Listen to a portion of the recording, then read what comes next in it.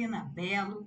O assunto de hoje é justamente qual moeda levar para uma viagem internacional e tem a ver com planejamento financeiro. Já falamos sobre planejamento financeiro semana passada também. O tema de hoje, como eu falei, é qual moeda levar em uma viagem internacional. E essa é uma das maiores dúvidas que acomete quem deseja fazer realmente uma viagem internacional. Eu sempre recebo algumas perguntas relacionadas a isso quando eu abro a caixinha, né, lá no Instagram, para as dúvidas. E as pessoas sempre perguntam assim, será que é melhor comprar dólar? Ou será que é melhor comprar euro? Ou levar o real? Posso levar o real? Ou ainda comprar moeda local aqui no Brasil mesmo? Então, assim, se você vai viajar para os Estados Unidos, para a Inglaterra, para algum país da União Europeia, essa resposta ela pode ser bem mais simples, né? Dólar para os Estados Unidos, libra esterlina para a Inglaterra e euro para os países da União Europeia. Agora, a questão é assim... Aí, uma coisa antes da gente falar sobre isso, né?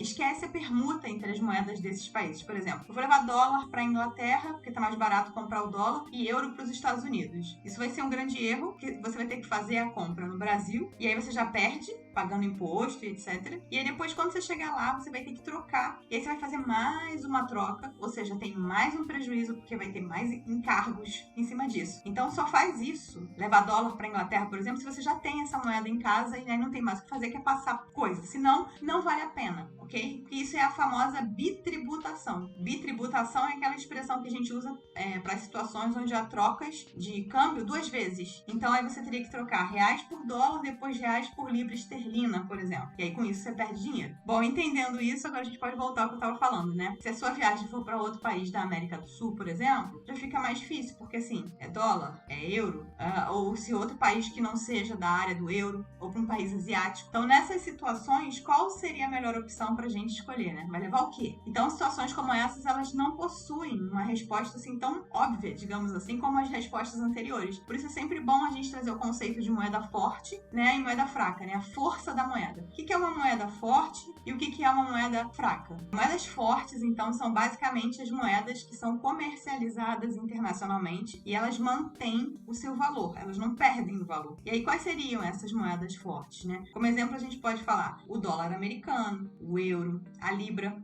o franco suíço, o dólar canadense, o dólar australiano, o ien, a coroa dinamarquesa, a norueguesa, a sueca. E aí a gente tem conceitos de moeda forte, então, consequentemente, a gente tem as moedas fracas, que são aquelas que o mercado não considera suficientemente seguras para fazer a reserva de valor. E aí essa comercialização, ela é mais especulativa, digamos assim, com uma diferença muito grande entre as cotações, tanto de compra quanto de venda. E aí quem compra pagando bem mais do que a moeda vale e quem vende acaba recebendo bem menos do que a moeda vale. Então é uma coisa bem ruim. Mas quais são essas moedas fracas? São as moedas de todos os países que não foram falados anteriormente, né? Resumidamente, se você vai viajar para um país de moeda forte, vale a pena comprar a moeda do país aqui no Brasil. Agora, se você for viajar para um país de moeda fraca, normalmente não vale a pena comprar a moeda aqui no Brasil. Você pode fazer contas, claro, né? Então, o que você pode fazer com isso? Você pode comprar a moeda forte, então o dólar ou o euro, no Brasil, e depois, quando chegar lá, trocar pela moeda local.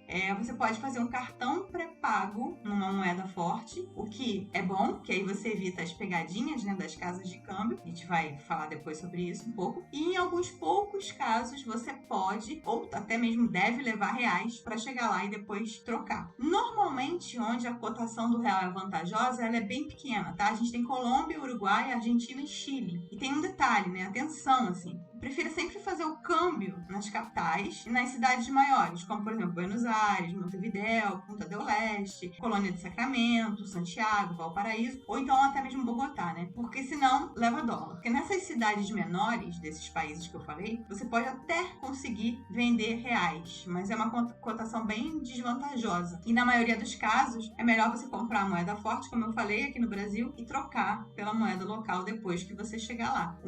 Aí você vai pensar assim, mas e a bitributação? Apesar de contrariar o que é considerado como um senso comum, essa prática de você levar dólar ou euro e trocar no destino, você pode até reduzir em 20% os gastos que você teria ao comprar diretamente no Brasil, né? Bom, dentro dessa questão aí de moeda forte, eu recebi uma pergunta, uma caixinha, que também ela é bem interessante, vale a pena a gente colocar aqui. Euro é melhor que o dólar, que ele é mais caro, né, e tal? Bom, o dólar mantém já há bastante tempo o status de moeda internacional valorizada, e é ele que serve de parâmetro para a cotação das outras moedas, inclusive o real, ok? Mas, mesmo assim, em alguns casos, sempre em alguns casos, tem que pesquisar muito, o euro se mostra mais vantajoso do que o dólar. Por exemplo, por questões políticas ou geográficas, em alguns países a conversão é melhor com euros do que com dólares. Um exemplo clássico é Cuba. O euro ele é muito mais vantajoso lá, já que não tem taxação sobre a moeda como ocorre com o dólar. E esse também é o caso dos países do leste europeu, né? De repente Hungria, República Tcheca, Polônia e do norte da África. Então é mais fácil você levar euro para esses países. Bom, com tudo que a gente falou, deu para perceber que o dinheiro que você vai levar para viagem vai depender muito do país para onde você vai, não é? E aí,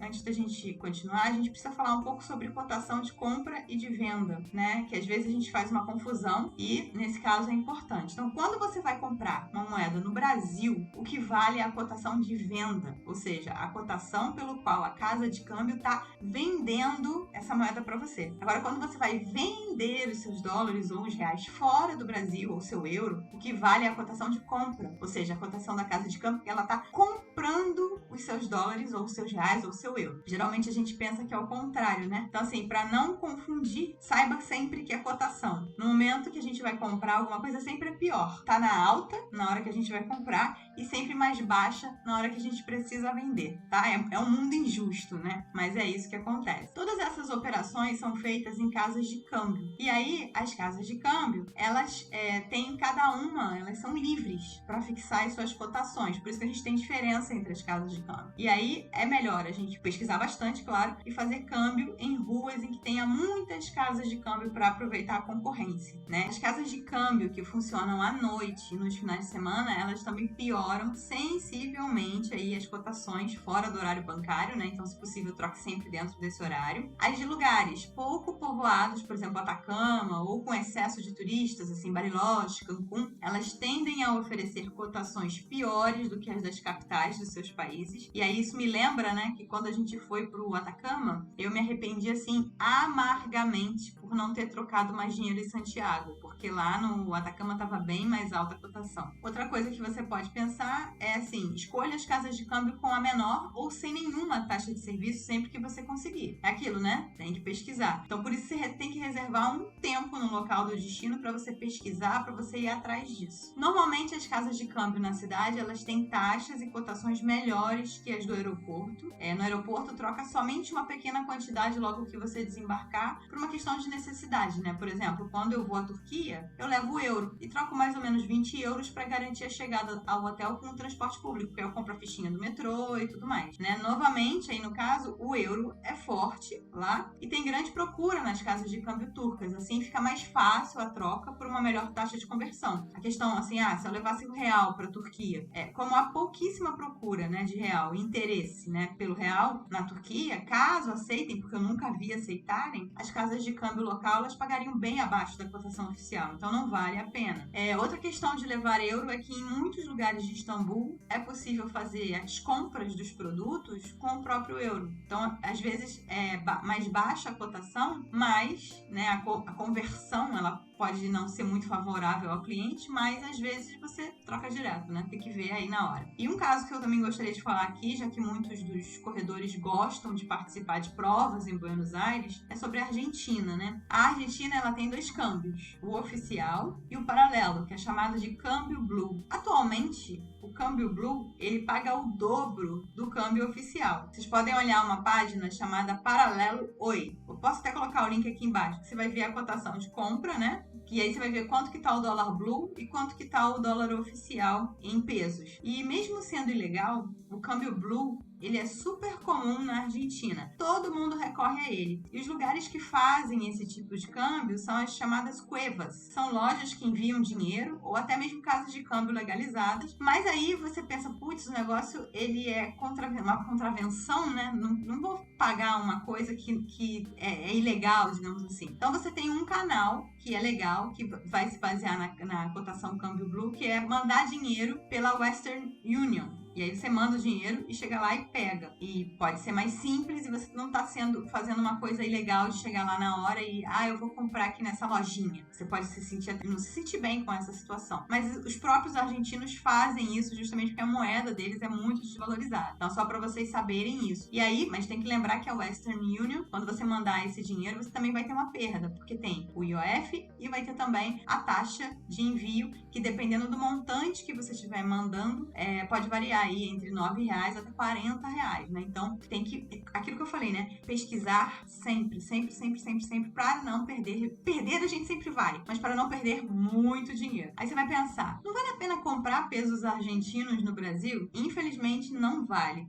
Mas tem uma exceção, claro. Se você estiver em Foz do Iguaçu, aí você pode fazer câmbio no centro de Foz, onde normalmente a cotação é boa. Então, pensa nisso. E a gente entra em outro conceito, que é a compra da moeda no momento certo, né? Antes de qualquer coisa, é muito importante falar que, independente da moeda que você pretende levar para sua viagem, saber comprá-la no momento certo é primordial, é essencial, né? As variações cambiais, elas ocorrem diariamente e podem afetar totalmente seu planejamento. Você pensou numa coisa, mudou tudo, né? Então, uma cotação mais alta, por exemplo, pode reduzir o seu poder econômico na conversão para o dinheiro estrangeiro e aí, consequentemente, está perdendo dinheiro. O ideal, segundo os especialistas na área, é que você compre sempre o dinheiro estrangeiro aos poucos, durante um período de tempo, né? Vai sempre numa casa de câmbio e vai comprando. Um dia você paga um pouco mais, em outro você paga menos. Com isso, você vai diluindo, né? Garante que você vai comprar essa moeda numa cotação média. E aí o seu prejuízo vai sendo diminuído, vai sendo diluído nesse montante todo, né? A gente falou sobre isso na aula passada sobre gastos ocultos, inclusive, se você perdeu, tem um artigo no Viajar Correndo sobre o tema. Eu vou deixar o link aqui. Bom, a gente está chegando ao final da nossa super aula sobre qual moeda levar em uma viagem ao exterior. Se ficou alguma dúvida, aquilo de sempre, não deixe de colocar aqui. Então é isso, gente. Eu espero que tenha elucidado um pouco aí essa ideia de qual moeda levar. É sempre uma dúvida que muitas pessoas têm. E é isso, então. Hoje eu vou ficar por aqui. Um super beijo e até a próxima!